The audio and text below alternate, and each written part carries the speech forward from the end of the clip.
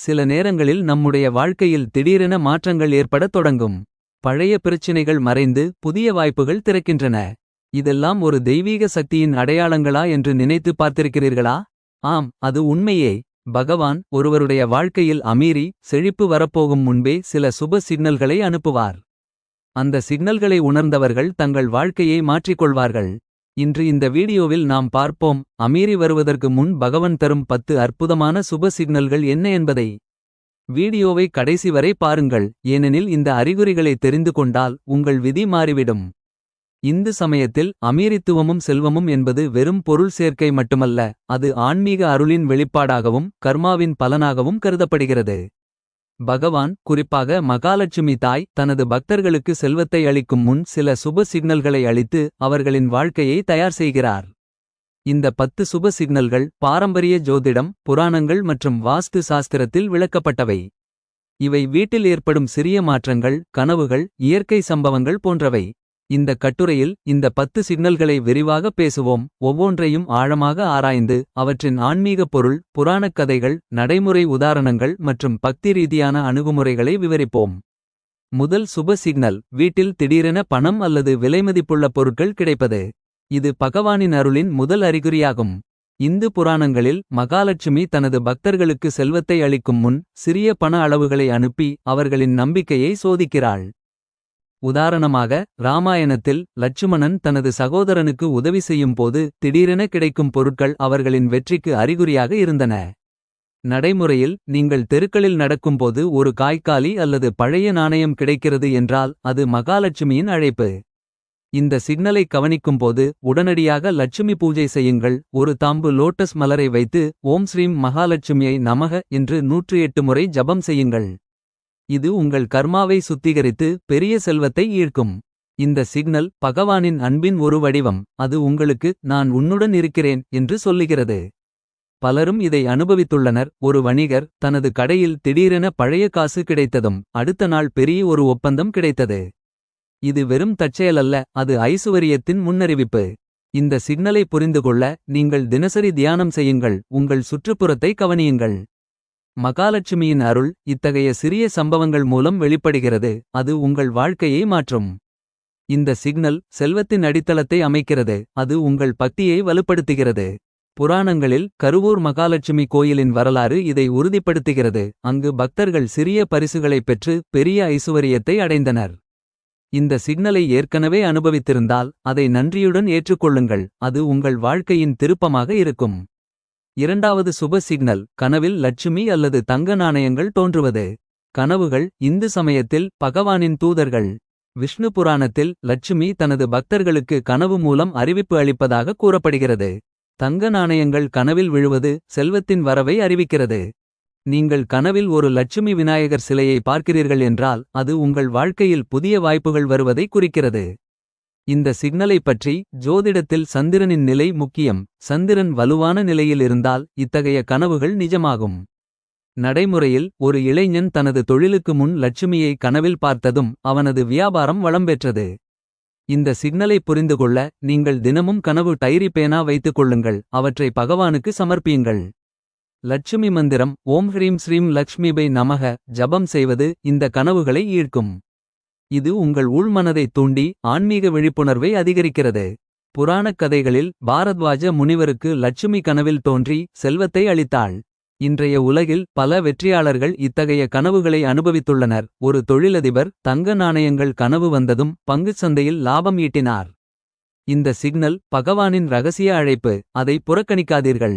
அதற்கு பின் நீங்கள் வாழ்க்கையில் ஏற்படும் மாற்றங்களை கவனியுங்கள். இது உங்கள் பக்தியை ஆழப்படுத்தும். செல்வத்தை மட்டுமல்ல, சமாதானத்தையும் கொண்டுவரும். கனவுகள் இந்து தத்துவத்தில் மாயையின் அடநாய்ட், ஆனால் பகவானின் அருள் உண்மை. இந்த சிக்னலை ஏற்றுக்கொண்டு உங்கள் வாழ்க்கையை மாற்றுங்கள். மூன்றாவது சுப சிக்னல், வீட்டில் புதிதாக லோட்டஸ் பூக்கள் மலர்வது அல்லது அதிக அழகாக இருப்பது. லோட்டஸ் மகாலட்சுமியின் சின்னம், சுத்தியையும் செல்வத்தையும் குறிக்கிறது. பகவத்கீதையில் கிருஷ்ணர் லோட்டஸ் அடர்ந்த கண்களைப் பற்றி கூறுகிறார். அது ஆன்மீக வளர்ச்சியை குறிக்கிறது. வாஸ்து சாஸ்திரப்படி வடக்கு கிழக்கு திசையில் லோட்டஸ் பூக்கள் வைப்பது ஐசுவரியத்தை ஈர்க்கிறது. நீங்கள் உங்கள் தோட்டத்தில் திடீரென லோட்டஸ் மலர்ந்தால் அது பகவானின் அருள். உதாரணமாக ஒரு குடும்பம் வர்களது குளத்தில் லோட்டஸ் மலர்ந்ததும் அவர்களுக்கு புதிய வேலை வாய்ப்பு கிடைத்தது. இந்த சிக்னலை கொண்டாட லோட்டஸ் மலரை எடுத்து லட்சுமி ஆராதனை செய்யுங்கள். மந்திரம் ஓம் லோகாபதி லோகாபதி லோகாபதி நமக. இது உங்கள் வீட்டின் நேர்வழியை சுத்திகரிக்கும். புராணங்களில் சமுதிர மந்தனத்தில் லட்சுமி லோட்டஸில் தோன்றினாள், அது செல்வத்தின் ஆரம்பம்.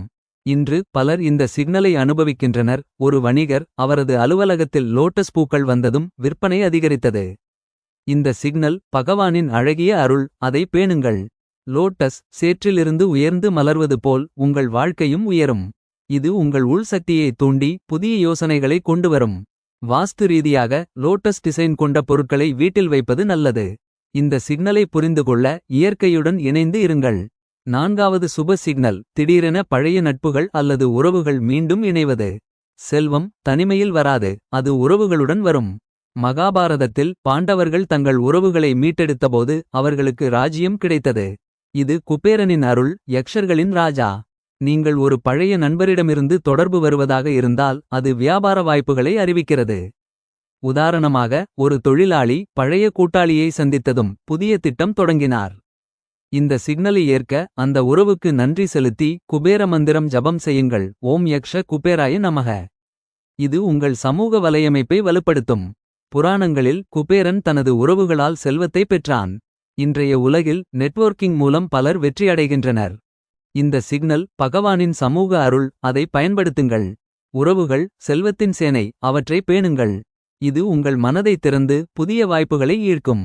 ஜோதிடத்தில் புதிர்க்கிரகம் வலுவாக இருந்தால் இது ஏற்படும். ஐந்தாவது சுப சிக்னல் வீட்டில் தேனீக்கள் அல்லது பறவைகள் அதிகம் வருவது. தேனீக்கள் லட்சுமியின் சின்னம், இனிமையும் செல்வமும் குறிக்கின்றன. ரிக்வேதத்தில் தேன் ஐசுவரியத்தின் உவமை. பறவைகள் குறிப்பாக மயில் அல்லது கிளி கிருஷ்ணரின் அருள். நீங்கள் உங்கள் சன்னலில் தேனீக்கள் வந்தால் அது பண லாபத்தை அறிவிக்கிறது. உதாரணமாக ஒரு வீட்டு மனைவி பறவைகள் வந்ததும் அவரது கணவர் பதவி உயர்வு பெற்றார். இந்த சிக்னலை கொண்டாட தேன் லட்சுமி பூஜை செய்யுங்கள். மந்திரம் ஓம் மதா உச உ நாய நமக. இது உங்கள் வீட்டை புனிதமாக்கும். புராணங்களில் கிருஷ்ணர் பறவைகளுடன் விளையாடினார், அது வளத்தை கொண்டு வந்தது. இன்று இயற்கை சமூகங்கள் இதை உறுதிப்படுத்துகின்றன. இந்த சிக்னல் பகவானின் இயற்கை அருள்.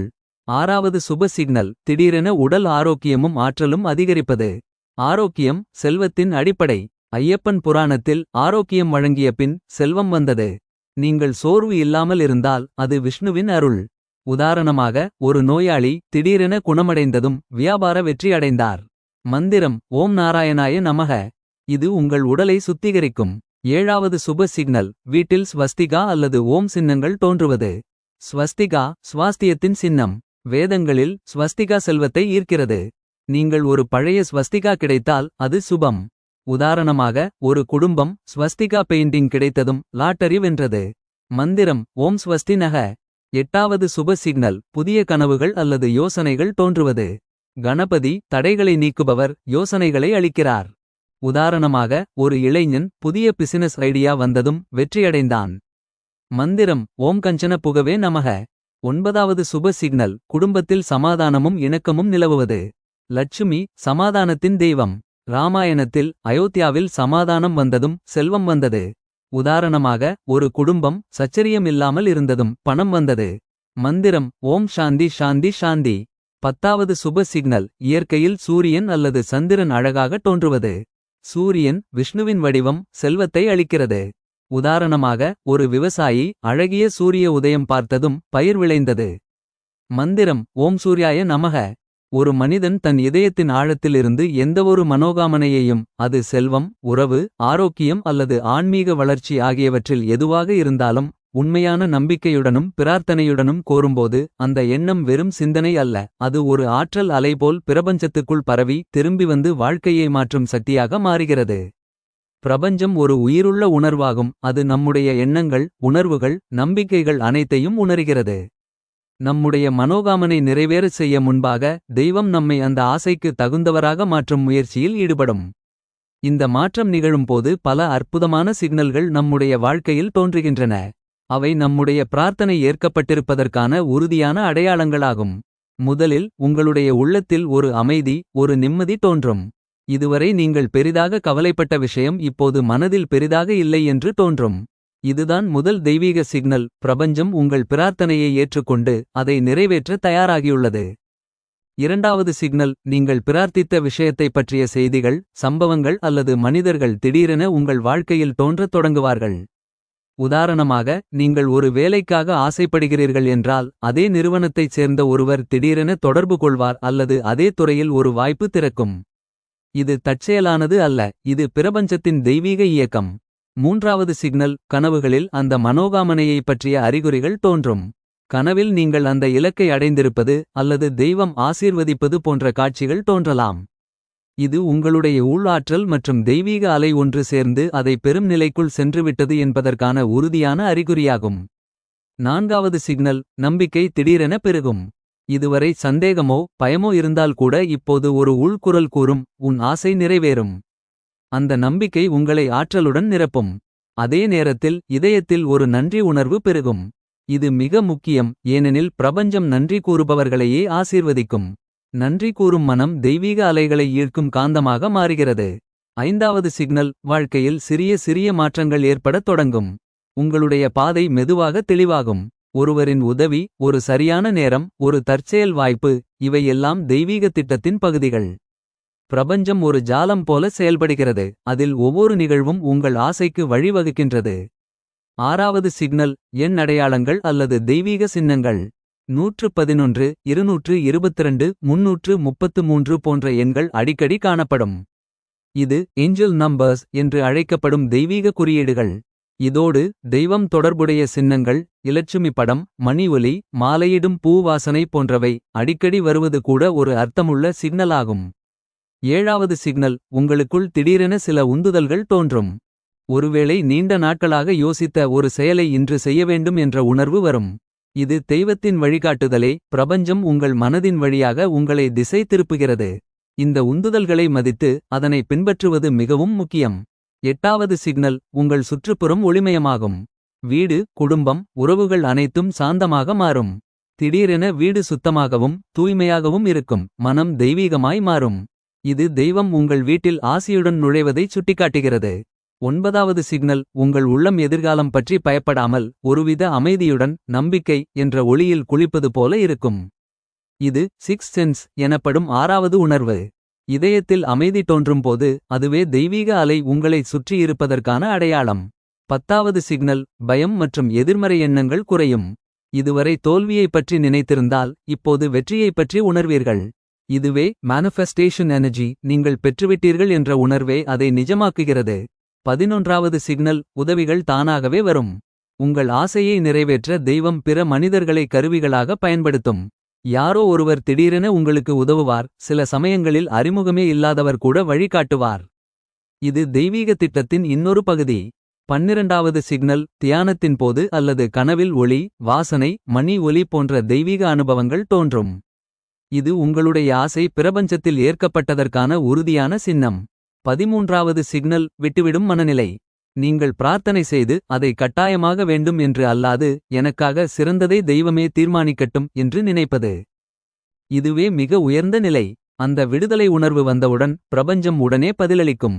ஏனெனில் இப்போது உங்கள் மனம் கட்டுப்பாடுகளிலிருந்து விடுபட்டிருக்கிறது. 14வது சிக்னல், நன்றி உணர்வு தானாகவே பெருகும். சிறிய விஷயங்களுக்கே நீங்கள் நன்றி கூறத் தொடங்குவீர்கள். இதுவே பிரபஞ்சத்திற்கான கதவை திறக்கும் விசை. முடிவில் 15வது சிக்னல், ஒரு இறுதி சோதனை. தெய்வம் உங்களை சோதிக்கும், நம்பிக்கையும் பொறுமையும் இருக்கிறதா என்பதை. சில சமயங்களில் கடைசி தருணத்தில் பிரச்சனை தோன்றலாம், ஆனால் அதுவே இறுதி கட்டம். நீங்கள் நம்பிக்கையுடன் நிலைத்திருந்தால் அடுத்த தருணமே உங்கள் ஆசை நிறைவேறும். மனோகாமனை நிறைவேறுவது என்பது ஒரு ஆன்மீக பயணம். இது வெறும் வேண்டுதல் அல்ல, இது உள்ளாற்றலின் விழிப்பு. தெய்வம் ஆசீர்வதிக்கும் போது அது நம்மை மாற்றிவிட்டு ஆசையை வழங்குகிறது. எனவே இந்த சிக்னல்கள் உங்கள் வாழ்க்கையில் தோன்றும் போது மகிழுங்கள், ஏனெனில் உங்கள் பிரார்த்தனைக்கான பதில் வந்து கொண்டிருக்கிறது. நம்பிக்கை, நன்றி, அமைதி, இந்த மூன்றும் இருந்தால் எந்த மனோகாமனையும் நிறைவேறும். நண்பர்களே, இந்த 10 சிக்னல்களில் சில உங்களுடைய வாழ்க்கையிலும் தெரிந்திருந்தால் நம்பிக்கையுடன் இருங்கள், உங்கள் வாழ்க்கையில் செல்வம், சம்ருத்தி வரப்போகிறது. தெய்வீக அருள் வந்து சேரும் நேரம் நெருங்கியுள்ளது. உங்கள் மனதை நேர்மறையாக வைத்துக் கொள்ளுங்கள், பிறருக்கு உதவி செய்யுங்கள், அப்பொழுது மகாலட்சுமியின் ஆசீர்வாதம் உங்கள் வீட்டில் நிரந்தரமாக இருக்கும். இந்த வீடியோ உங்களுக்கு பிடித்திருந்தால் லைக் ஷேர் செய்யவும் மற்றும் ஓம் மகாலட்சுமி நமக என்று காமெண்ட் இல் எழுதவும். இப்படிப்பட்ட தெய்வீக வீடியோக்கள் தொடர்ந்து பெற சேனலை சப்ஸ்கிரைப் செய்ய மறக்காதீர்கள். தெய்வத்தின் அருள் உங்கள் வாழ்க்கையில் என்றும் ஒளிரட்டும். ஜெய் மகாலட்சுமி.